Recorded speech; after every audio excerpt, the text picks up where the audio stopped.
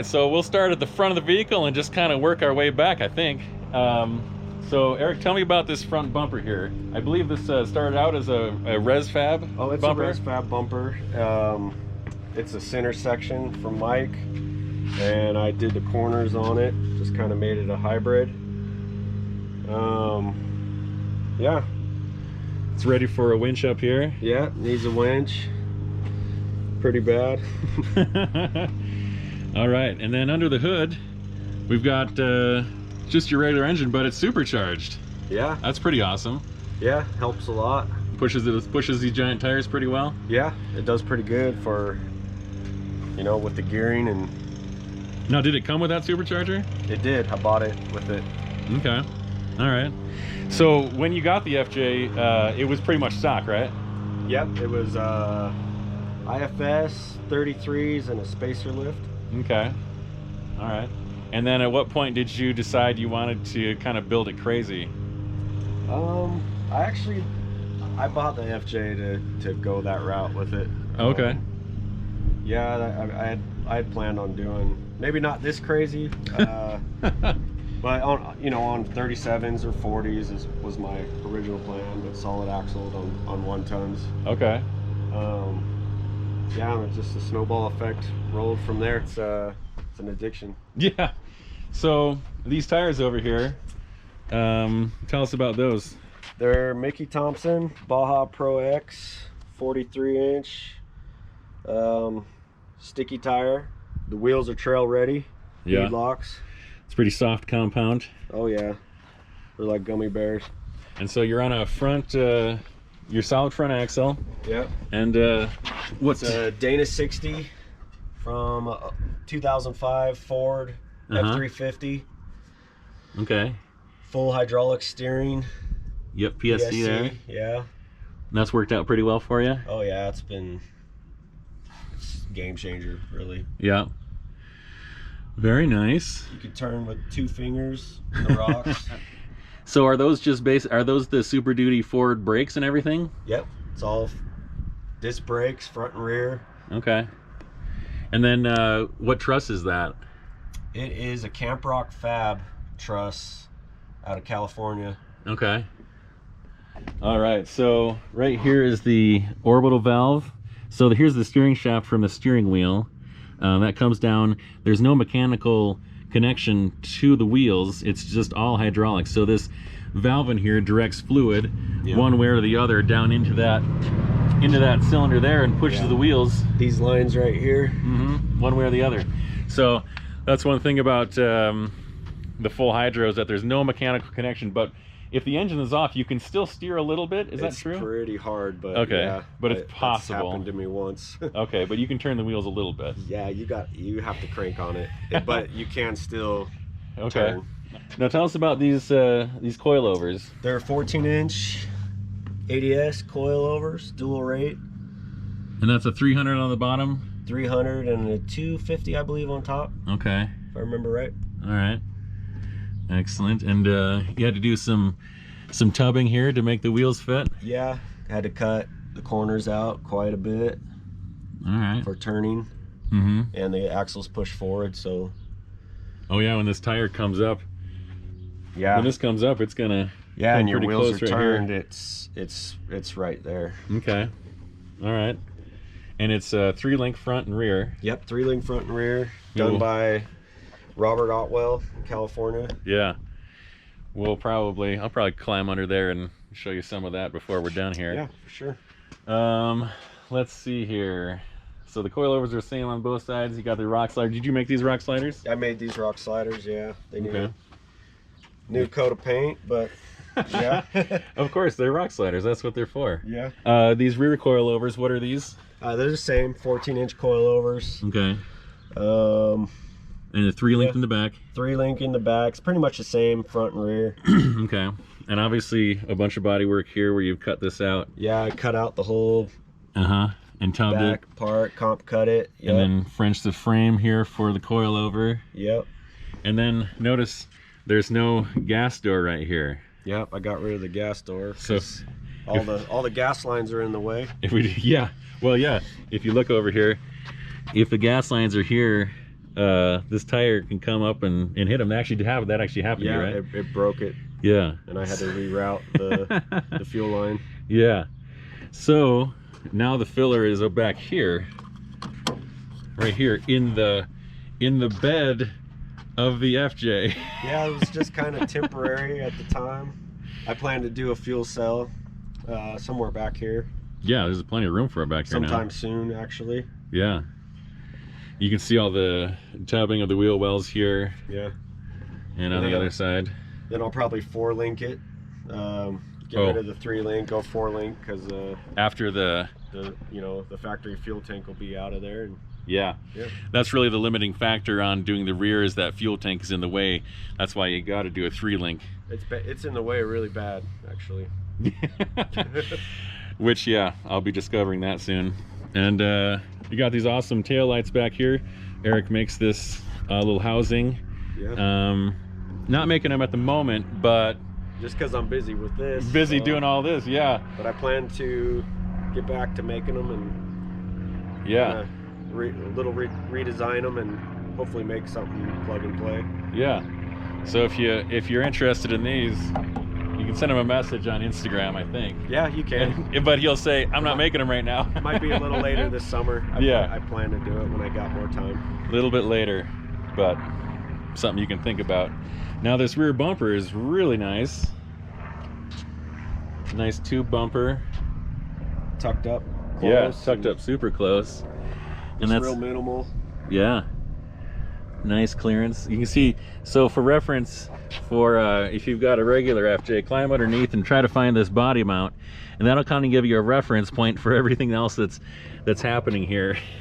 Yeah, that's a good way to look at it. I did that. I was like, all right, here's this body mount. Now I know kind of like where I'm going to be cutting and stuff, and how much clearance is actually added there. It's pretty incredible. You gonna stretch yours something close?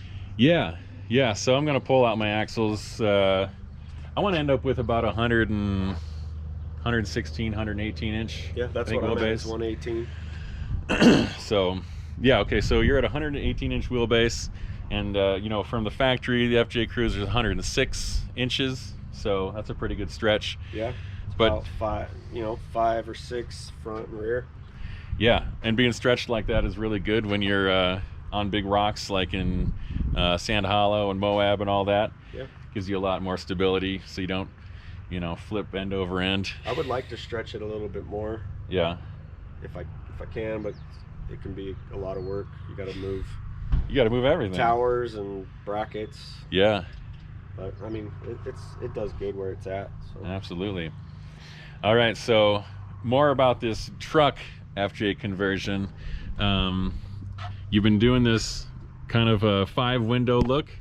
Yeah, that's pretty amazing. Yeah, the back window, I'm not real sure exactly what I'm going to do with the window, but I might make a vinyl window that comes in and out. Okay. The corners will be polycarbonate tinted. Okay. Are these corners off the back door? Is that? No, that was all hand formed. Okay.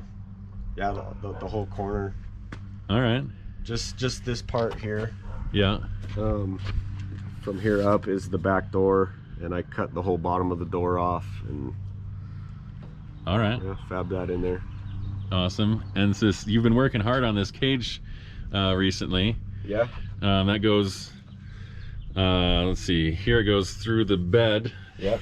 To the frame. Down to the frame right here.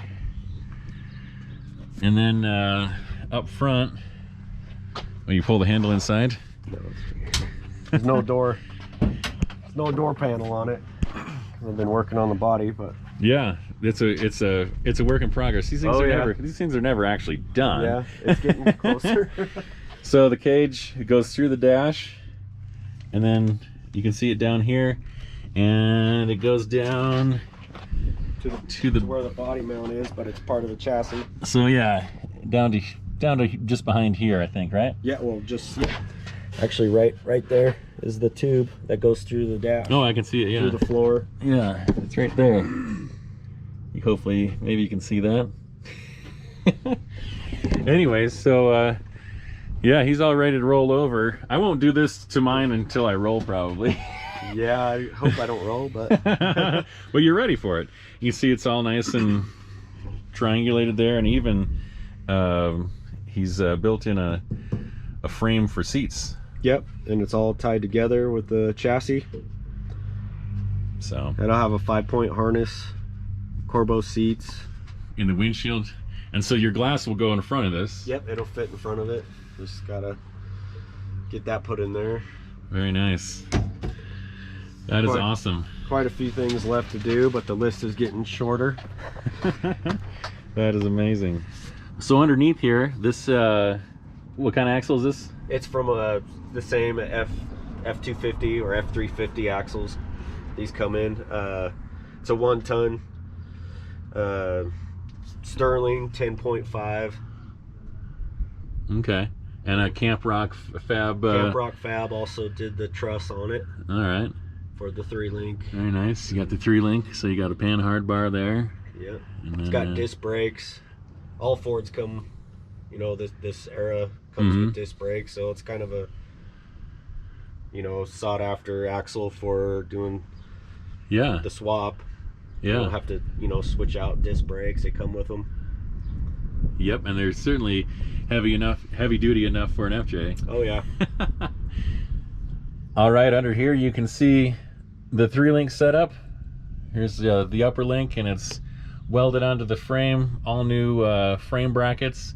There's the lower link over there. You can see it's pretty close to the gas tank, so that's something to work with.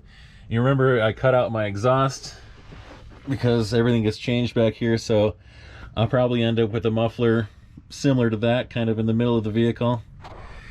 So on the front, you can see the cross members are the factory cross members. If you're familiar with the bottom of your FJ, are totally gone out of here and replaced with different things. We have a cross member right here, and then one right here supporting the transfer case and the transmission. A skid plate that you made, the skid plate, right, Eric? No, Robert made that skid plate. Oh, okay. Robert Outwell out in California, he actually fabbed up this skid plate. He did the whole solid axle swap and Okay. belly pan. Okay. But you can see the drive shaft over here that goes to the front. There's a little bit of an angle on there. Have to be mindful of where your link is and where your skid plate is for the drive shaft there. And then this skid plate is there's just an arm that reaches up here and welds onto the frame to support it up front. Yep, and so you can drop it down if you had to. There's a little. Oh yeah, right here you can see a little. You can disconnect it so you can pull this skid plate out. Get the transmission out. So yeah, so if you need to pull the transmission and transfer case and everything, you can. But yeah, so again, 3-link. Here's your 3-link brackets right here for your lower and your upper. And the clearance here between the upper arm and the frame is really tight. Yeah, there's not much room. And there's actually quite a bit of space for this link over here. So that's good to see. But on the driver's side, you got the muffler, or not the muffler, but the exhaust that's in the way. Oh yeah, right here. So you gotta do something with exhaust. Oh yeah, look at that. There's not a lot of room under there. No. It looks like it's actually rubbed a little bit. Oh, it rubbed. And a bunch of it's been cut out, and I actually had to swap the 2 cat converters. So I put the passenger side on the driver's side. Oh. The driver's side on the passenger side, because of the bends. It made it fit. Okay. All right, back up on top on the other side here. You can see the cage is over here as well, and the seat frame, and then he's got this really cool get a grip shift handle, and if you notice, look at that, it's got a Vans. It's like the Vans waffle gum rubber sole on it. That's pretty awesome. So this is just the other side and the inside, and all the airbags are taken out of here, right? Yep, all the side curtains, everything. No I more. didn't have enough room to put a headliner in it.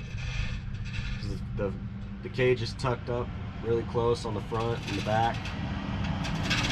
But lots of times when you're off-road and getting on crazy angles and stuff, those airbags can decide to go off. So Yeah. no airbags in this one. Don't need them. Don't need them. So I was just asking Eric why he had to do body work on here. I didn't quite understand. He wasn't fixing dents or anything. And Well, so there was a dent on both panels. okay. But all right. yeah, so I fixed those. And So when you cut this, explain what you had to do up here. so I cut along this edge here, all the way forward, and I used a bed off of a Chevy truck to get this corner piece here. So there's actually, you know, the factory body here, a little strip that I welded in there. So there's a weld under here, a weld on top, and then I capped it with flat thick plate. So I mean, there's no way around no body work on a Making a truck bed. truck conversion. Yeah. And also up front here, this is the factory back door B pillar. I guess it's the B pillar for so this is factory, and I cut it all the way across the top in line with this back window for the Okay. door. All right. So this is where the back door. That's original. Yeah, this piece right here, and this Okay. is original. All This right. is all formed in to make the window recess in, and it'll look, you know, there won't be any rubber. Okay. It'll just be bolted in basically. Yeah. And some. And last time I was here, this was all open. Yep. So- I've made that so I can take it in and out in the Okay. summer, All right. and it'll be open back there. Okay. Do you think you'll stick any seats back here? No seats are going back here. Okay. It's gonna be a 2-seater, just basically a short bed pickup. All right. All right. It would be kind of cool to sit back here, but you know, Yeah, it would be. it'd be different perspective. Yeah, on the- I would have had to change the cage quite a bit. Yeah. Yeah. And you got to mount a spare back there somehow. Yeah, I'm gonna try to fit a full-size spare. We'll see if it fits or not. Full size. That's a full 42, 43 inches. 43, but they measure out about 40, 41, depending So, on how much air you got in it. That's I guess. that's a lot of tire to stuff in the back for sure. All right, guys. Well, I hope you enjoyed that little vehicle tour. It's just the baddest FJ in the world, I think. Pretty sure. I don't know about that. Pretty certain it is. Anyways, thanks, Eric, for Yeah. showing me around. Thanks for doing the interview. Or whatever.